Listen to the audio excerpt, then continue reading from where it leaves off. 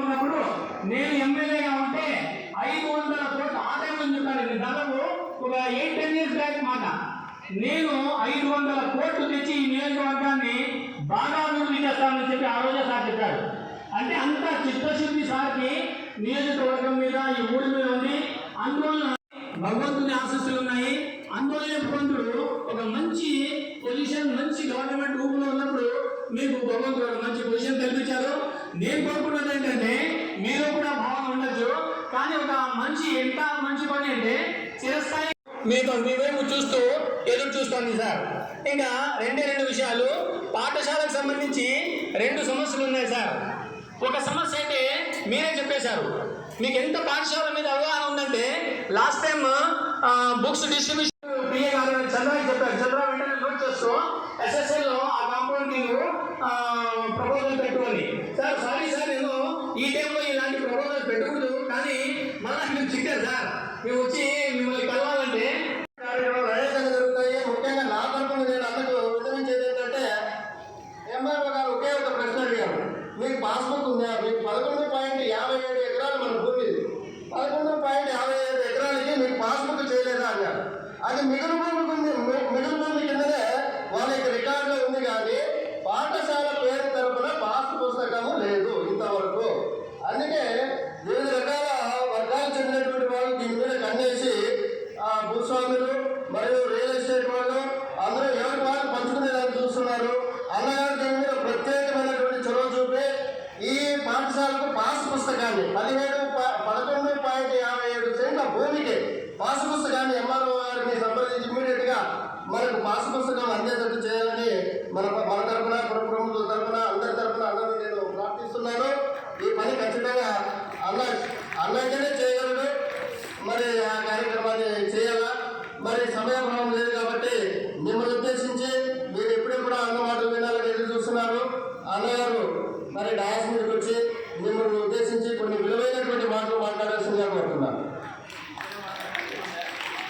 అన్నగారికి పేరున మరి ఆయనతో పాటు వచ్చినటువంటి వ్యక్తులకు అన్నగారికి పేరున ధన్యవాదాలు తెలియజేస్తున్నాం sir. Thank you very much. Thank you.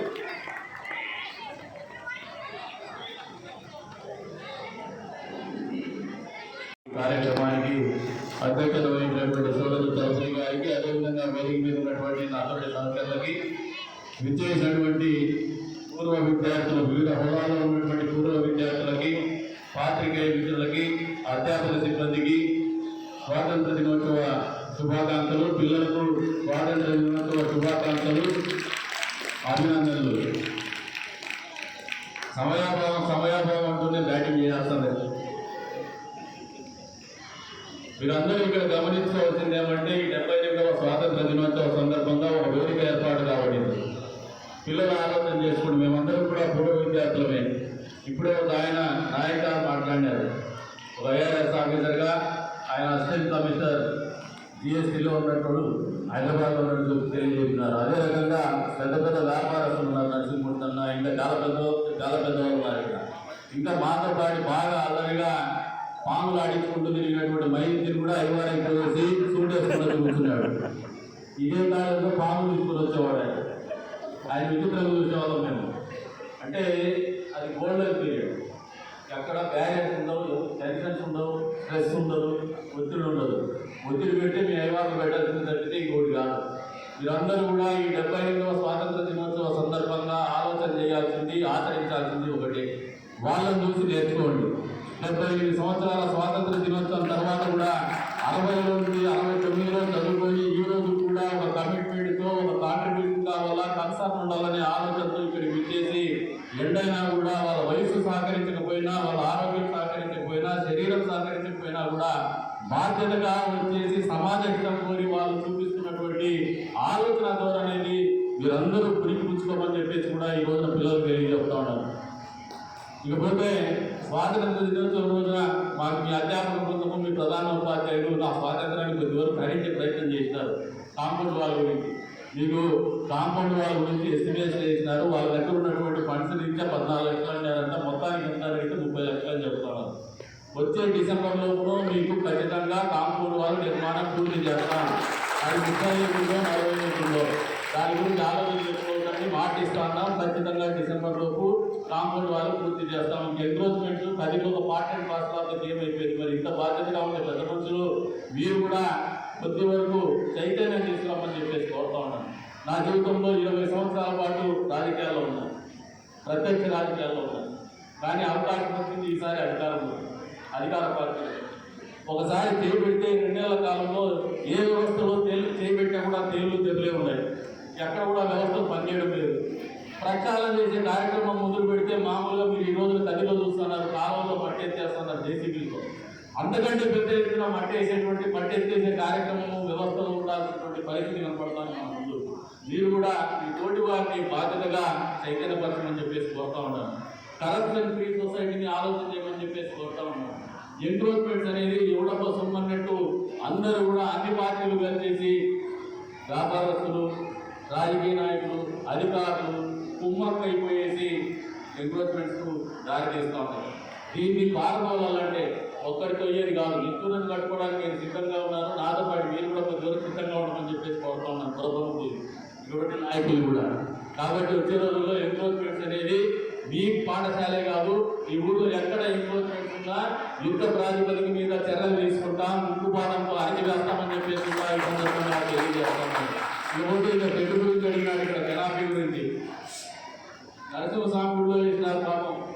Narasimhaswamy గుడి కంటే ప్రత్యేకమైనటువంటి స్థలం ఇది. అంతే ప్రత్యేకత కానీ అంతే శ్రద్ధాశక్తులు కనబడాల్సినటువంటి ప్రాంతం ఇది. ఎందరికో జీవితాన్ని ఈ సమాజానికి ఒక భవిష్యత్తులో దిక్సూచి ఇచ్చేటువంటి ప్రాంతం ఇది. ఖచ్చితంగా 14 లక్షల రూపాయలు చెప్తున్నారు, 13-14 లక్షల రూపాయలు. మీ దగ్గర ఉన్న డబ్బు మీరు వర్క్ మొదలు పెట్టించడానికి పురప్రముఖులు ఎవరైనా కమిటీ చేసుకొని మీరు ముందుకు పెడితే ఫండ్స్ అనేది మేము చేస్తాం. మీకు ఎవరితో దాతలు కూడా అడగాల్సిన అవసరం లేదు. మీకు ఉన్నటువంటి నిధులను వాళ్ళకి తెలియజెప్పేది. అంతా వ్యాపారస్తులు ఎవరు లాభాపేక్షించేటువంటి వాళ్ళు కాదు. వాళ్ళు ముందుకు పెట్టండి, పని అయిపోతుంది. నా వంతు బాధ్యతగా మీకు మాట ఇస్తాను. మీ మీద 9 పైసలు డబ్బు బాధ్యత పరువు పెట్టము. వాళ్ళ దగ్గర ఉండే డబ్బుకి పూర్తి కావడానికి అవి కూడా వచ్చే 30 సంవత్సరాల పాటు ఆ కార్యక్రమం పిల్లలకు ఉండాలి. ఏదో చేసినా ఆటమ చేసినా వెళ్ళిపోయినా మాట చెప్పినాం అనే ధోరణి కాకుండా మనం ఎంత దాదాపు నేను చదువుకొని ఇక్కడ 27-28 ఏళ్ళు ఇస్తాను. మీరు దాదాపు 50 ఏళ్ళు కాదు, నాకు 15 ఏళ్ళకి వచ్చారు, 50-60 సంవత్సరాలు. అంటే అప్పటికి ఇప్పటికి కూడా ఈ పాఠశాల అభివృద్ధి చెందింది. మేము ఉన్నప్పటికంటే కూడా ఇంకా కొత్త బిల్డింగ్స్ వచ్చినాయి. కొద్దివరకు ఎన్విరాన్మెంట్ కూడా బాగా డెవలప్ చేయగలిగినారు, అంబియన్స్ కూడా డెవలప్ చేయగలిగినారు. దీన్ని మరింత బాధ్యతగా ఎదుగుదలకు తోడ్పడేటువంటి బాధ్యత మనందరి మీద, పూర్వ విద్యార్థుల మీద ఉందని చెప్పేసి కూడా నేను ఈ సందర్భంగా మీకు అందరికీ కూడా తెలియజేసుకుంటూ మీ వంతుగా ఏదైతే ఈరోజు సమయానికి ఈ కార్యక్రమం హాజరైనారు అంతే స్థాయిలో ఆ కార్యక్రమాలు ఏదైనా ఉన్నప్పుడు మీరు బాధ్యత తీసుకొని చేయండి. దీంట్లో మేమున్నాం, ఈ ప్రభుత్వం ఉంది. అందులో విజ్ఞత కలిగినటువంటి వ్యక్తి, బాగా చదువుకున్నటువంటి వ్యక్తి, విద్యాశాఖ మంత్రిగా ఉన్నాడు. కాబట్టి మీకు ఎక్కడ కూడా లోటుపాట్లు ఉండవని చెప్పేసి కూడా ఈ సందర్భంగా తెలియజేసుకుంటూ మరొకసారి అందరికీ కూడా ఇక్కడ ముఖ్యమైనటువంటి అందరికీ కూడా 75వ స్వాతంత్ర దినోత్సవ శుభాకాంక్షలు తెలుపుకుంటూ, నాకు ఇంకా కార్యక్రమాలు ఉన్నాయి కాబట్టి మీరందరూ అనుమతించాల్సిందిగా కోరుకుంటూ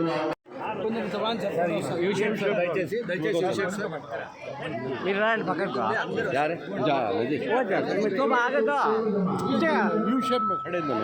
కొంచెం యూ షేప్లో ఉండండి సార్. నా యూ షేప్లో ఉండండి, కొంచెం కనబడుతుంది బాగా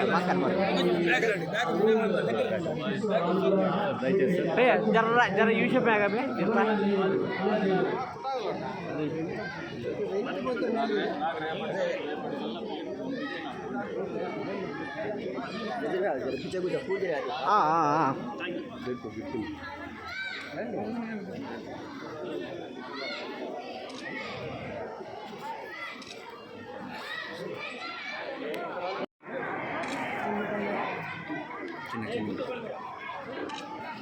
ఓకే మేడం.